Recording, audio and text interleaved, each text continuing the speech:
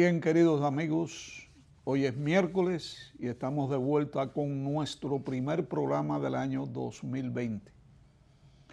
Estamos aquí listos para volver a entregar a través de Sondeo Emocional lo mejor de cada uno de sus programas. Tenemos un caso muy singular que está abarcando una vez más la atención del mundo. Es el caso del autismo. Cada día se ven más niños con este tipo de trastorno. Cada día los padres están más agobiados porque no entienden qué fue lo que ocurrió, qué hicieron mal que recibieron un niño o una niña con el trastorno del espectro autista. Esto ha llevado a los científicos a tener que investigar cada día más y tratar de buscar una explicación del por qué hoy se están viendo más casos que nunca antes del trastorno del espectro autista. Nuestro programa hoy está dedicado a este tema. Pero antes de entrar en el tema, que vamos a tener con nosotros a la licenciada Nicole Galván. No ha podido llegar todavía producto del tránsito que hay, de los tapones que existen, pero nos llamó que ya venía en camino. Pero antes de entrar en el tema en cuestión, vamos a dar un paseo hacia el pasado. Vamos a hablar sobre los orígenes del autismo. Vamos a ver desde cuándo se venía hablando de autismo, cuáles fueron los diferentes nombres que se le han venido dando con el transcurso de los años, quiénes han sido los científicos, los psiquiatras, los psicólogos, los pediatras, que en el desespero por encontrar una explicación a este fenómeno, se involucraron en cuerpo y alma para lograr una explicación. Vámonos, señor director, en una historia, en un paseo para la historia del autismo. Aquí vemos en la primera lámina lo que es o lo que va a ser la historia del autismo. Vamos a ir pasando las páginas poco a poco para poder entender qué es en sí el autismo. Tenemos que la palabra autismo viene del idioma griego y quiere decir en el idioma griego eftismos. Y eftismo quiere decir encerrado en uno mismo.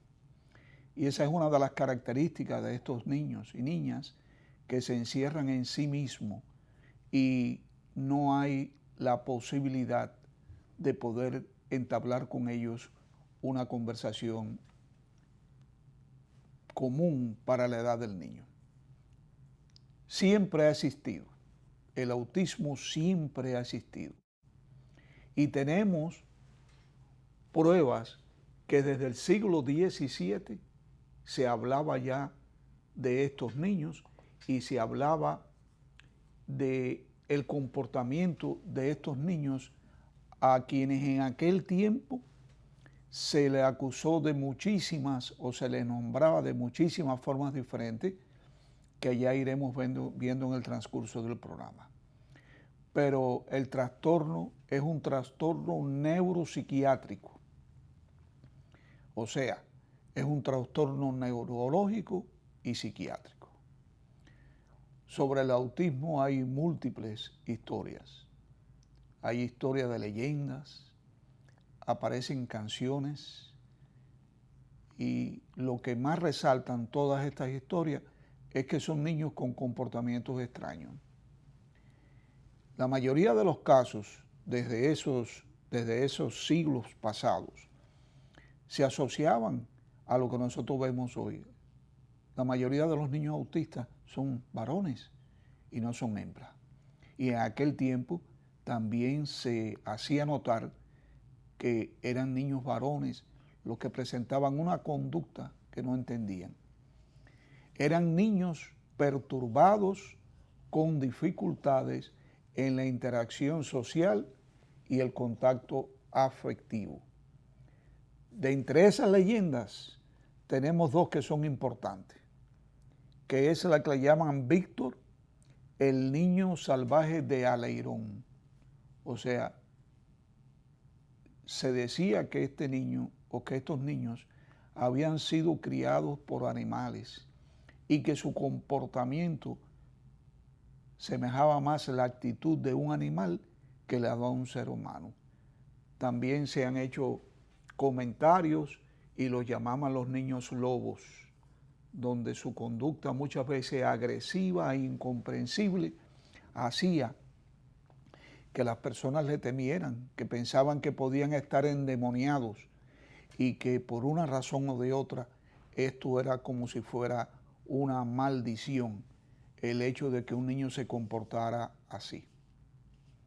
Y así vino pasando los años y los años, sin la ciencia poder determinar exactamente qué sucedía, hasta el año 1943, cuando Leo Kanner describe la sintomatología de los niños que él estaba viendo. Estudia un grupo de niños que presentaban en aquel tiempo convulsiones, deambulaban lentamente y tenían retraso en el lenguaje. Él describe este grupo de niños como niños anormales que se presentaban a la sociedad y a su familia de una manera que nadie podía comprender. Los psiquiatras y los psicólogos entran inmediatamente en esta investigación y comienzan a ponerle muchísimos nombres. Al autismo se le llamaba anteriormente demencia precocísima, demencia infantilis, síndrome de Heller o trastorno desintegrativo infantil, catatonia primitiva o idiosidad y esquizofrenia infantil, por último. Todos estos nombres fueron pasando con los años. Estamos hablando de que había, desde el siglo XVII, la literatura recogía estos casos. Pero el término autista como tal no se logra patentizar, diríamos así, hasta el año 1913, donde Bleur le pone precisamente este nombre, autismo, a la conducta de estos niños y los identifica o los encasilla como que son niños que presentan un fracaso de relaciones interpersonales, o sea que no se pueden relacionar bien con las otras personas y que mantienen un aislamiento persistente.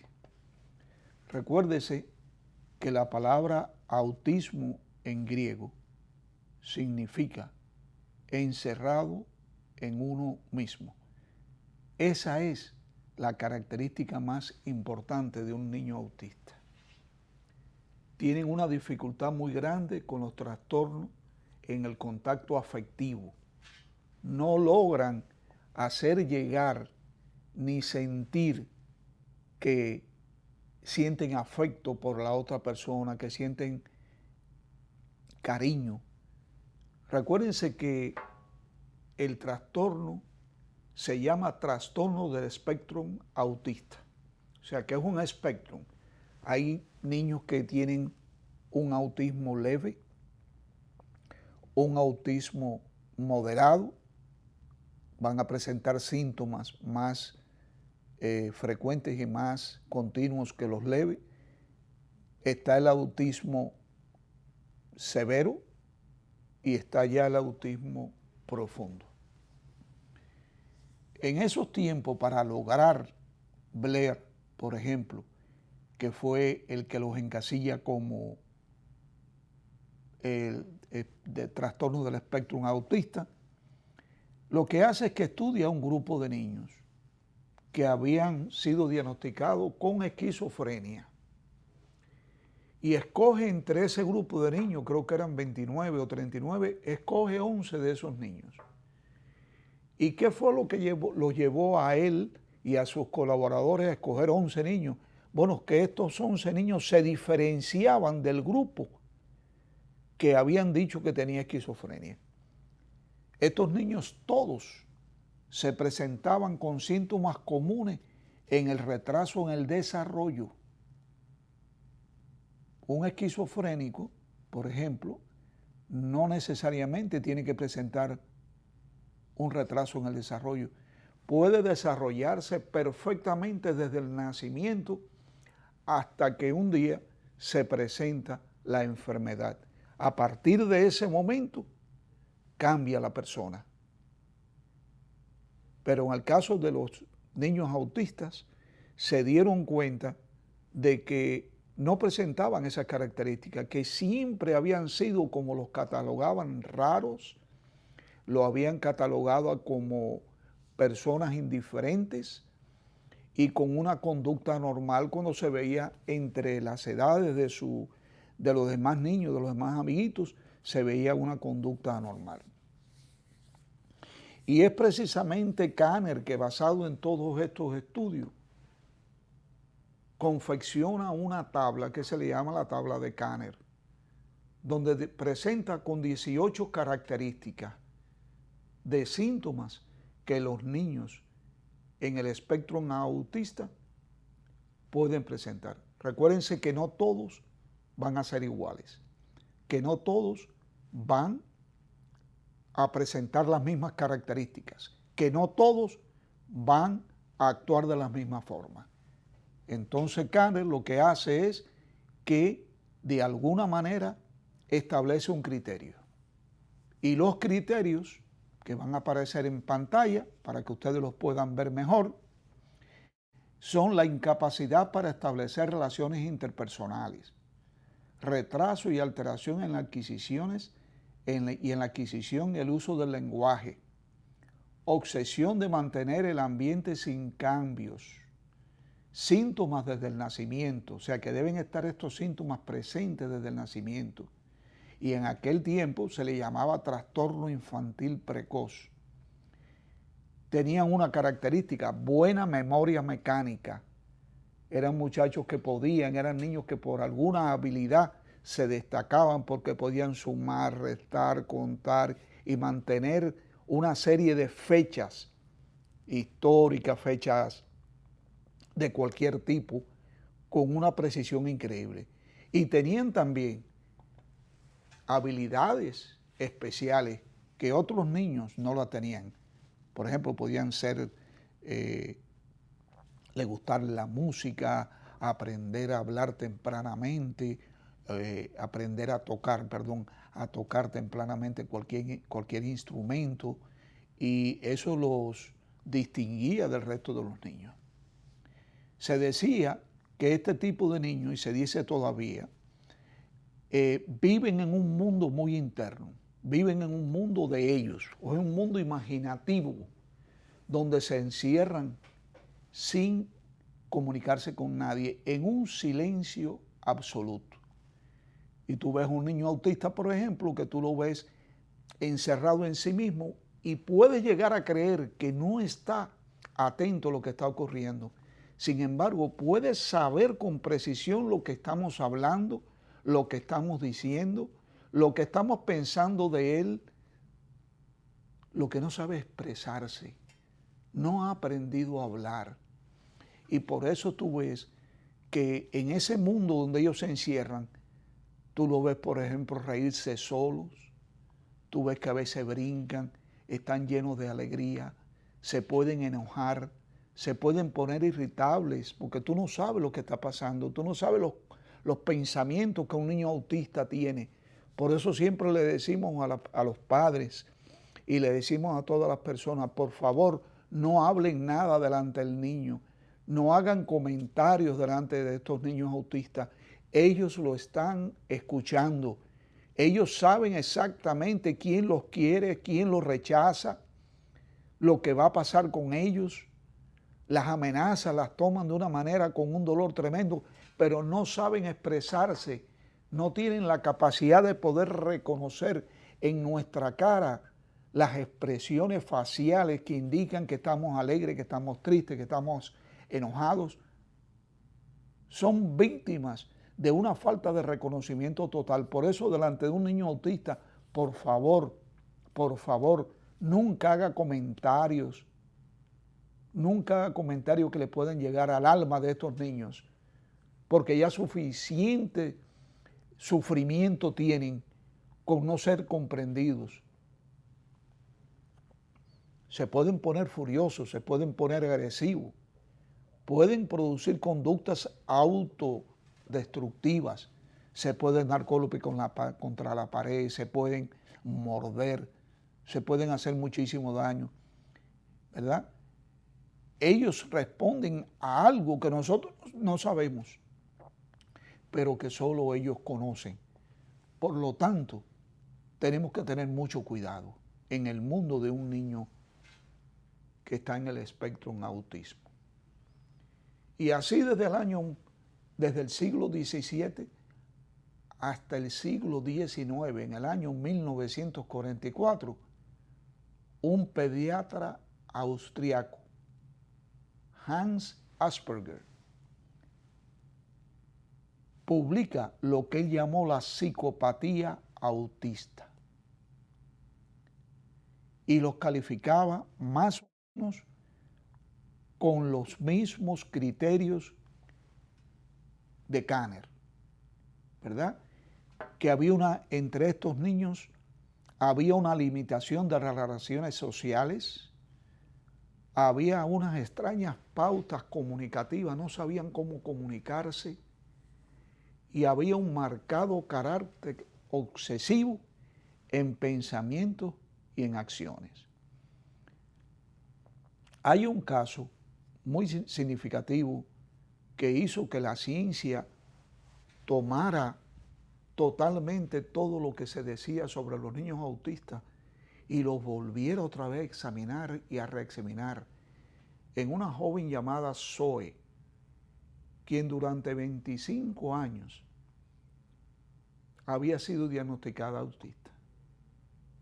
Pero esta niña tenía un don que nadie sabía, y era que alguien en un momento determinado le pasó un teclado de una computadora y automáticamente Zoe comenzó a escribir y a comunicarse con el exterior y a contarle a todos aquellos todo lo que ella había oído sobre ella, todos los comentarios que habían hecho, y describió su vida que había estado por 25 años en silencio, la escribió de tal forma que inclusive hubo una película, o hay una película, sobre la vida de esta niña en particular.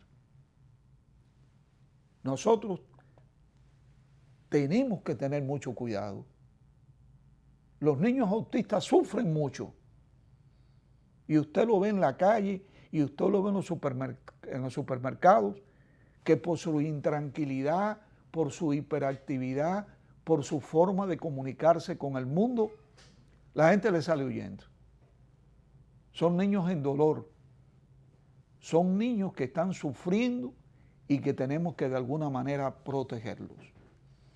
Y así llegamos en la historia del autismo hasta Rimland, en el año 1965. Este hombre rompió con todos los criterios. Le llaman el rupturista. ¿Por qué? Porque dijo, vamos a abandonar las investigaciones, vamos a no seguir pensando en buscar una causa, vamos a abandonar las terapias de corte psicoanalítico que durante muchísimos años se veía que no avanzaban los niños autistas. Y Rimland abre nuevos caminos y se enfoca en la esfera comportamental. o sea, en el comportamiento, en la forma de poder llegarles, en poder comunicarse con ella. Abre los caminos hasta la década de los 60, donde se comienzan a hablar sobre las influencias de las sustancias, de las drogas, la alimentación. También en la época de los 60 hubo un gran despertar, como que esto era precisamente lo que tenían estos niños actuando de esta manera y viviendo de una forma tan miserable. Y en la alimentación siempre nos han oído ustedes comentar los azúcares, los colorantes, todo lo que tiene que ver con los sabores sintéticos. Y es verdad, estos alimentos y estas sustancias pueden empeorar el comportamiento de los niños y muchas veces, eliminando o encontrando la sustancia que le puede hacer daño, se corrigen un gran número de los síntomas. Pero no es hasta el año, entre los años 70 y los 74 ya cambió la variante. Y comenzaron lo que le llaman las medidas de prevención. Las medidas de prevención eran las habilidades, el aprendizaje, el enseñar a estos niños para la vida, la modificación de las conductas y la institucionalidad. Esta parte no la voy a tocar, es una parte muy triste, es un negocio muy feo, pero en esos años se utilizó mucho.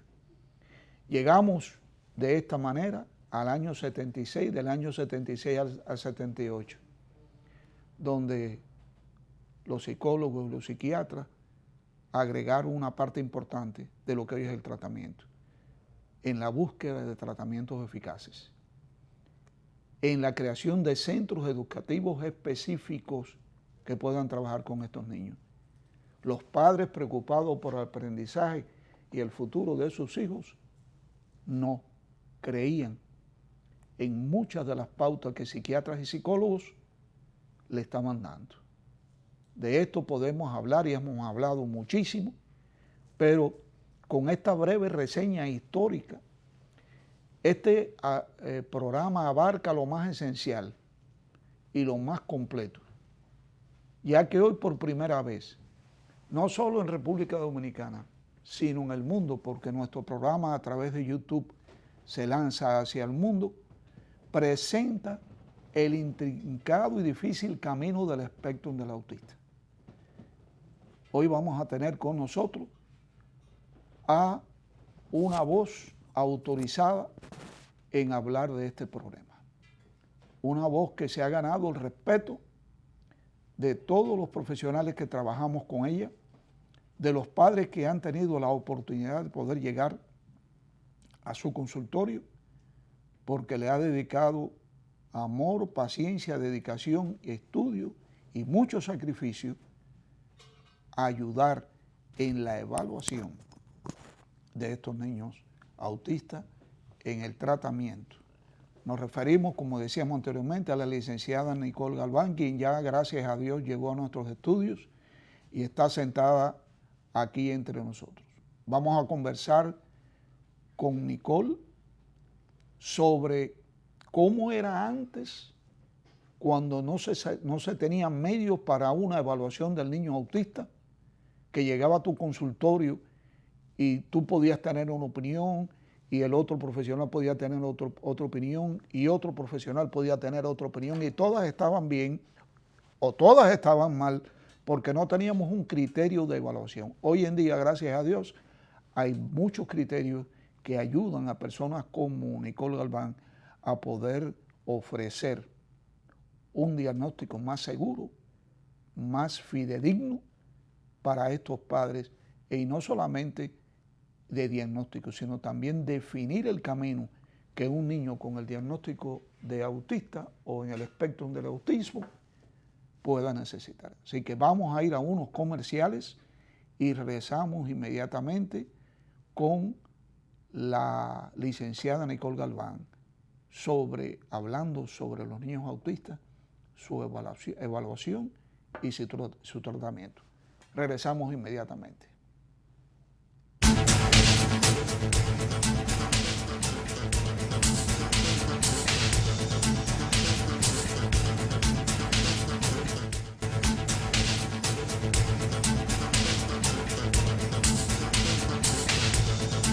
Amigos, nos encontramos ya en la segunda parte de nuestro programa. Tenemos con nosotros a la licenciada Nicole Galván, que vamos a hablar sobre el autismo, la evaluación y los consejos que se le puede dar a una mamá o un papá a quien se le diagnostica un niño o una niña con autismo. Bienvenida, Nicole. Gracias, doctor, por la invitación.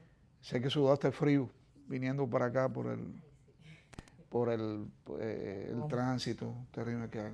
Nicole, anteriormente, como yo decía decía en la primera parte del programa, a nosotros nos llegaban al consultorio, te estoy hablando del año, por ejemplo, 2004, estoy hablando del año 2000, 2001, 2002, 2003, 2004, por ahí.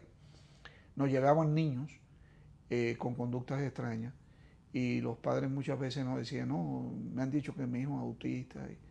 Y nosotros comenzamos a trabajar con el criterio que había en aquel momento, de que no tenían comunicación visual, que tenían dificultades serias en las interrelaciones personales, que vivían en un mundo de ellos, que no respondían a estímulos y que se podían poner agresivos y demás, pero que además de todo eso, tenían una dificultad muy grande con el lenguaje, ¿verdad? Y basado más o menos en esos criterios, nosotros comenzamos a hacer una historia clínica y al final le decíamos a los padres la posibilidad de que el niño fuera autista, ¿no? Y por ahí se comenzaban a manejar.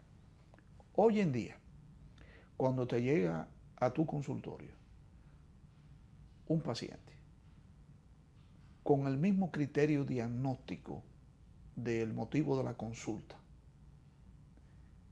¿cómo ustedes lo manejan? ¿Qué hacen?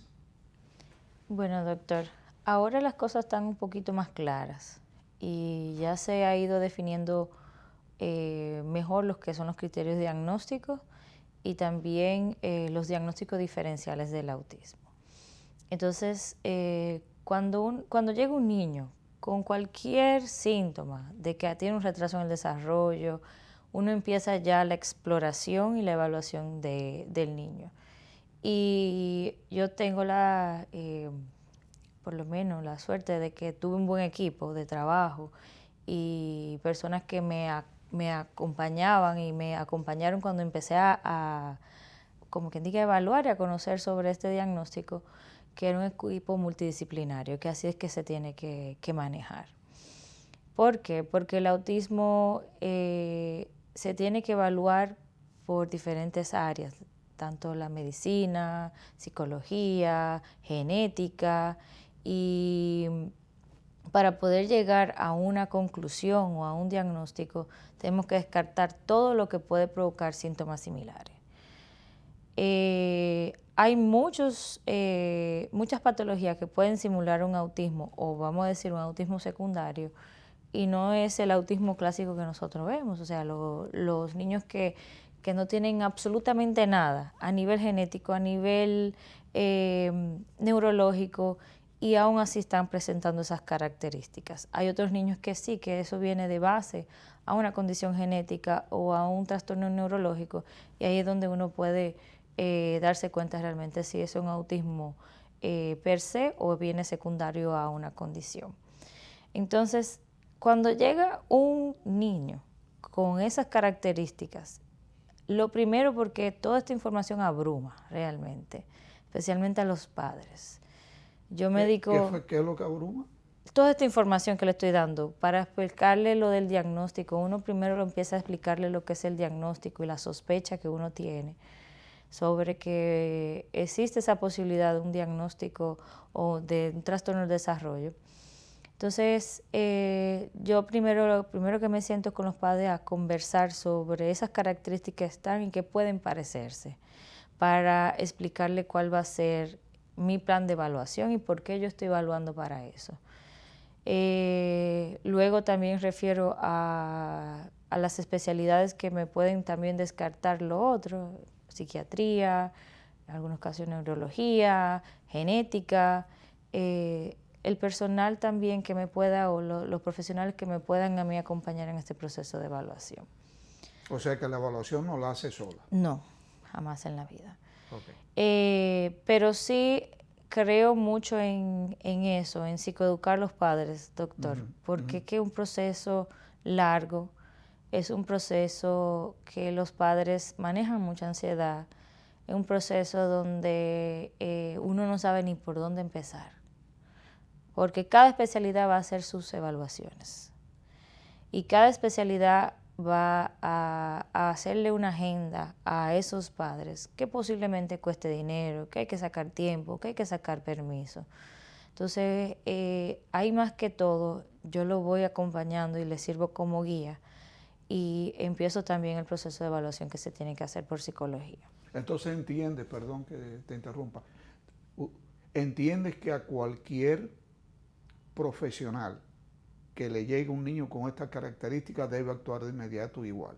Sí. O sea, debe referir. Tiene que referir. No debe solamente enfocarse en que yo lo voy a hacer todo, que yo voy a lograr los diagnósticos, sino que refiere a las diferentes especialidades. Claro que sí.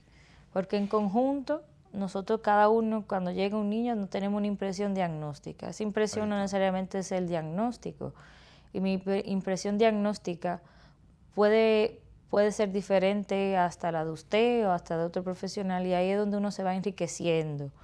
¿Por qué a ese profesional le pareció que no es mi impresión diagnóstica? Y ahí, entre las discusiones de caso, uno puede llegar realmente. Tú sabes que quizás tú no te acuerdes, pero hubo una oportunidad que yo te dije, tú me preguntaste, hubo un caso que me había enviado, y yo te dije, a mí no me parece que es autista, y tú me preguntaste, ¿por qué?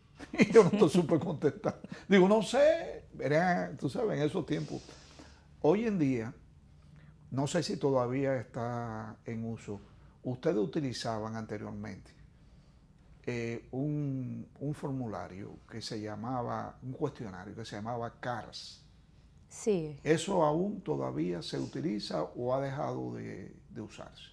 ¿Lo ha suplantado algo mejor? Sí, realmente sí. Ya la evaluación que se está utilizando como de observación para los criterios diagnósticos es el A22, que es una sesión de juego con el niño. Juegos. Sí, juegos, semiestructurada, donde tal vez el terapeuta está, como quien diga, simulando situaciones sociales y incentivando en él la interacción con uno, en base a la respuesta del niño en esos juegos. Nicole, ¿y cómo estos niños, la mayoría no hablan?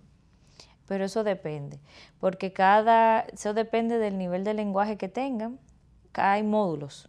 Está módulo 1, módulo 2, módulo 3, hasta un módulo 4 que es para adultos. Y hay uno para niños pequeños de 12 a 31 meses, que eso sería como 2 años y 8 meses. Y depende por ahí ustedes pueden... Sí, porque... ¿Qué evalúa ese tipo de juego?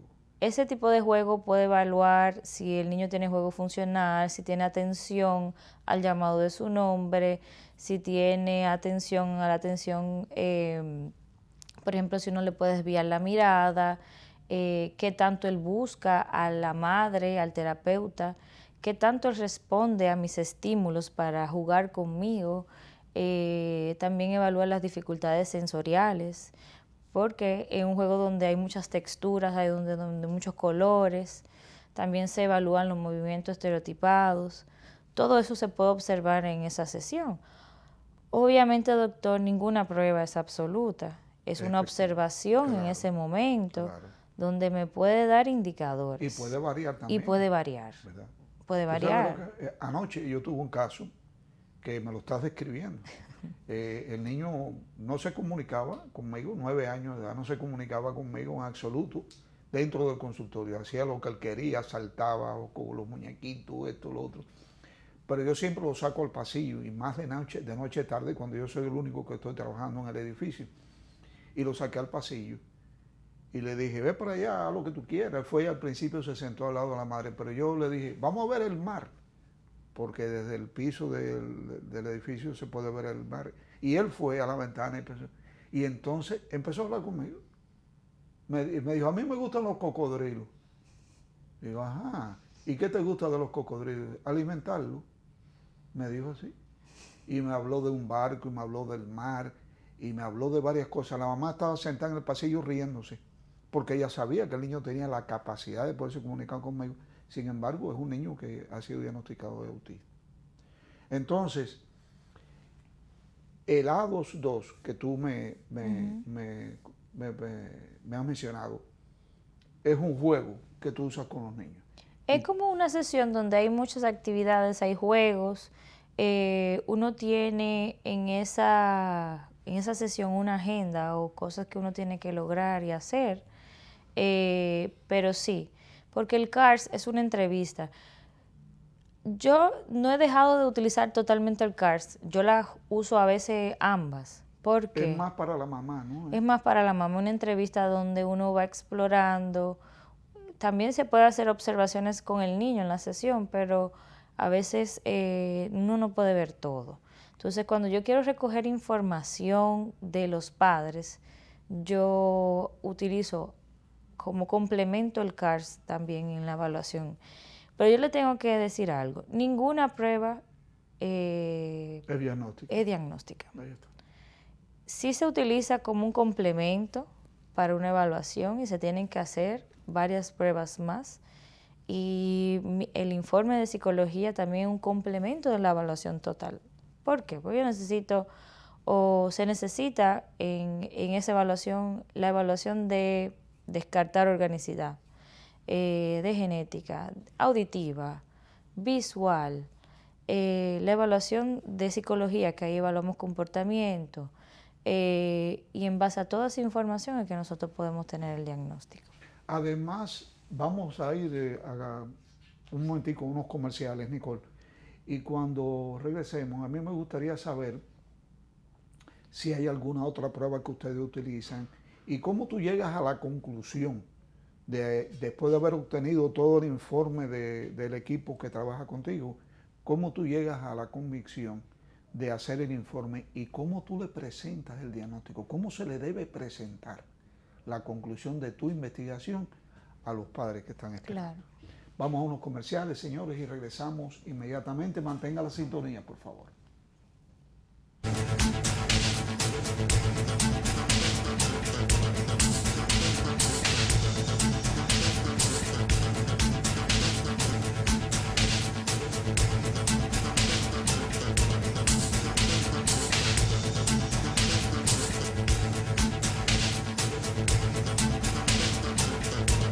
Bien, queridos amigos, nos encontramos hablando con la licenciada Nicole Galván, especialista psicóloga, especialista en neurociencia, y que nos toca hoy un tema importantísimo, que es cómo se evalúa un niño al cual los padres pueden estar interesados en conocer que puede estar en el espectro autista o sencillamente que se han dado cuenta que su comportamiento no es el adecuado, diría yo, no es el normal cuando se compara con otros niños de su edad.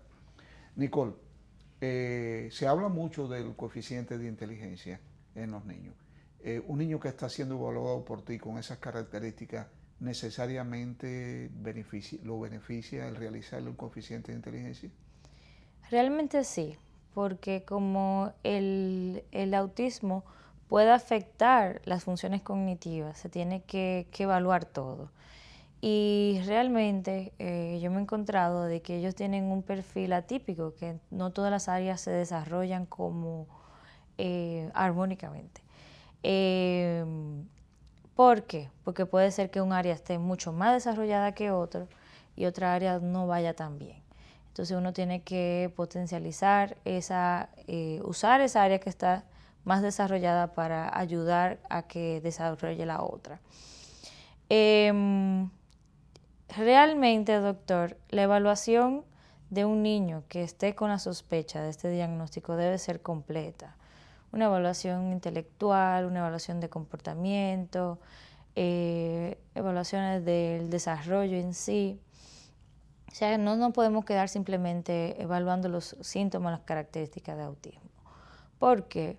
Porque estaríamos nada más limitando a ese niño a que él es esa característica. No, nosotros tenemos que también encontrar las cosas buenas, las cosas que van bien para yo apoyarme de eso y también poder darle algo bueno a esos padres en esa devolución de los resultados. Que usted me preguntaba a mí, ¿cómo yo lo entrego? Yo lo entrego a sí mismo, tratando de enfocarme en muchas de las cosas buenas que encontré o de esas fortalezas que encontré en ese niño, para aligerar un poquito lo que tengo que decirle. Porque no es fácil, doctor, ver eso, o sea, o no es fácil a veces aceptar que un niño pueda tener esa condición, y más uno como padre. Es algo que mueve, es algo que le puede trabajar a cualquiera. Una vez que entregas el informe, Nicole, cada caso es único. Yo entiendo Sí, que cada caso es único.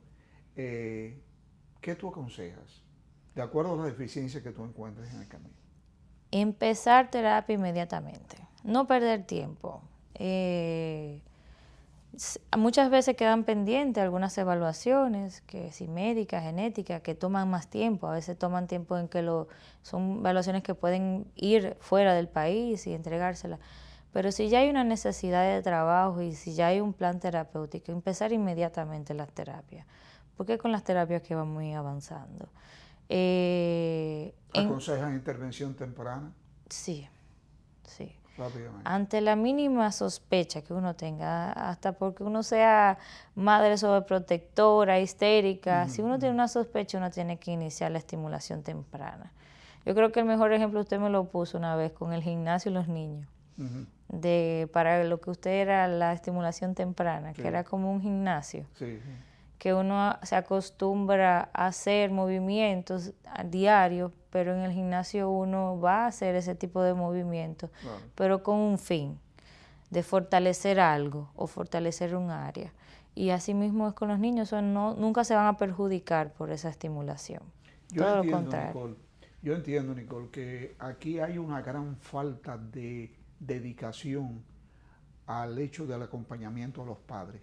Yo entiendo que muchas veces los padres necesitan más de nuestro trabajo para que ellos logren entender lo que está ocurriendo, porque hay una negación, como tú decías anteriormente. Sí, una negación. Y no existen esas terapias así obligatorias, son cosas obligatorias. Si tú tienes un niño con diabetes, tú tienes que aprender a manejarlo.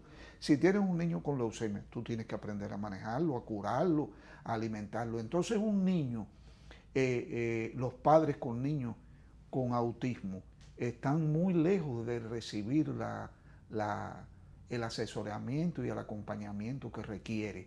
¿Tú piensas de igual manera? Sí, incluso en los últimos congresos que se han hecho del autismo, demostraron que los programas de terapia que incluyen ese acompañamiento a los padres o ese entrenamiento, previo a iniciar las terapias, ellos se tomaban 3 semanas entrenando a los padres para lo que ellos tenían que esperar, cómo iban a hacer las terapias, psicoeducándolos sobre el diagnóstico. Esos niños tenían como un mejor pronóstico o tenían mejores resultados. ¿Por qué? Porque papá logra ser prácticamente un terapeuta o continuar ese proceso. Y el nivel de compromiso de los padres es mayor cuando ya saben lo que se tiene que esperar o ya saben lo que uno tiene que hacer en esos casos. Entonces realmente sí, yo apoyo mucho a que los padres tienen que tener ese espacio y ese acompañamiento del profesional que vaya a evaluar o que vaya a seguir el caso. Es importante oírte decir eso porque para mí también es un factor esencial en el manejo de estos niños, que los padres estén involucrados, que no te traigan al niño a tu consultorio, que no te lo lleven a un lugar donde tú realizas solamente trabajo de ejercicio, de comunicación, de interrelación, sino que también los padres participen. En la Liga Deportiva Terapéutica yo le insisto a los padres que vayan, que participen con los niños entre 2 o 3 horas, que se dediquen. No, pero yo trabajo, yo no puedo ir, yo te lo voy a mandar con el chofer. Ahí estamos haciendo un 50% del trabajo, ¿verdad?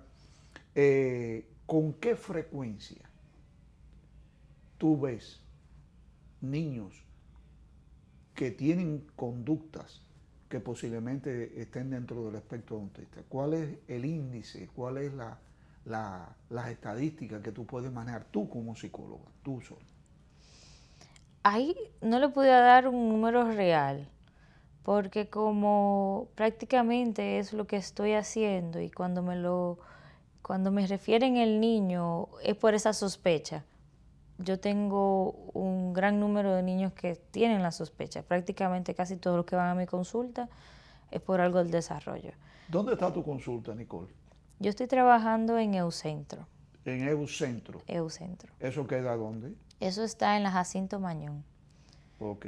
Casi esquina Winston Churchill. Me has dicho que tienes un consultorio lindísimo, ¿verdad? Gracias. Y que tienes una Sí. clientela grande. ¿Te sientes bien allí? Sí, muy bien. Y sobre todo en un equipo de trabajo que está. Tienes un buen equipo de trabajo. Bueno. Te sientes segura y se realiza un buen trabajo. Sí. ¿Cuál es el teléfono de ella, por favor? Se lo debo. Me lo debe. Bueno, pero yo sé el teléfono de ella. 809-697, ¿verdad? 1560. 1560. Si usted tiene un niño con cualquier tipo de dificultad, si usted sospecha, si usted ve que su hijo no está avanzando, no se está comunicando, no está aprendiendo, evalúele. No pierda tiempo. Fíjese lo que nos ha dicho Nicole. Ante cualquier sospecha, por favor, actúe. No se quede sentado en su casa pensando de que el papá era así cuando chiquito, o un hermano mío era así cuando chiquito y ahora maneja la nave esta que mandaron a Marte. No, eso no funciona así. Si su hijo tiene un retraso en el desarrollo, cualquiera que sea, ¿verdad? Uno tiene que rápidamente evaluarlo, uno tiene que moverse. Y doctor, el mensaje más que todo es que cuando ya se llega al diagnóstico es por algo, es porque sí se puede lograr muchas cosas. Y el diagnóstico lo que me va a ayudar es a ayudar a ese niño. O sea, de que ese niño o nosotros podemos lograr grandes cambios o mejoría, y hay muchos de sus síntomas que hasta pueden desaparecer. Sí, sí. Aunque el diagnóstico quede, hay muchos síntomas en el momento, o las preocupaciones de los padres pueden mejorar y desaparecer. Claro que sí. Una de las preocupaciones de los padres, que todos los padres con niños con cualquier situación tienen, es el futuro. El futuro. ¿Verdad? ¿Qué va a pasar después que yo no esté aquí? ¿Qué va a pasar? ¿Cómo va a vivir? ¿Tú entiendes? Yo entiendo, no me tienes que opinar a esto es una opinión mía muy particular. No quiero que te metas en el lío. Que los colegios tienen una participación importante en el manejo de los niños autistas. Pero llega un momento en que el colegio termina y comienza las habilidades de estos niños. Comienza el descubrir los dones, el guiarlos por donde ellos quieren ir. Porque los niños autistas llega el momento en que no quieren ir al colegio, por una razón o por otra. Depende del niño autista, si es leve, moderado, ¿verdad? Pero muchos de ellos no quieren ir al colegio. El niño de anoche no quería ir al colegio. La mamá me dijo, ya no quiere ir al colegio. ¿Y cuáles son las habilidades? Bueno, la mamá no había sido aparentemente bien asesorada.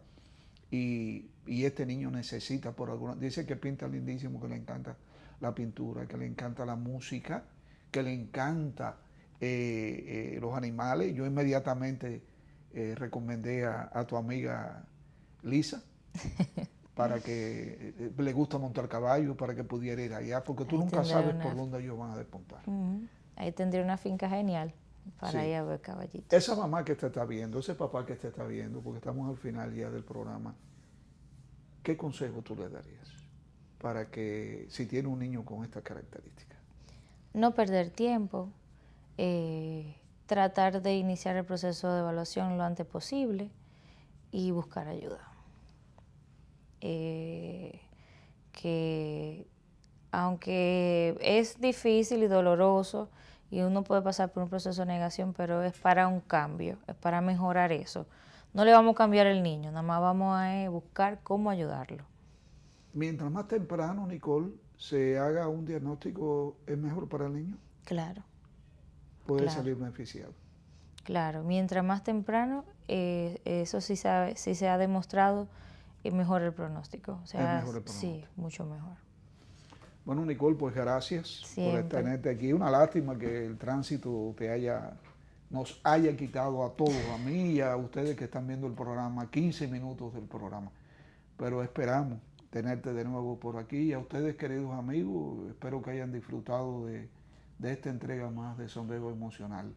Y póngale mucha atención. Si usted ve que su niño o su niña no se está desarrollando apropiadamente, busque ayuda. Busque ayuda inmediatamente. Nos vamos, pero nos vemos. Muchas gracias. Gracias.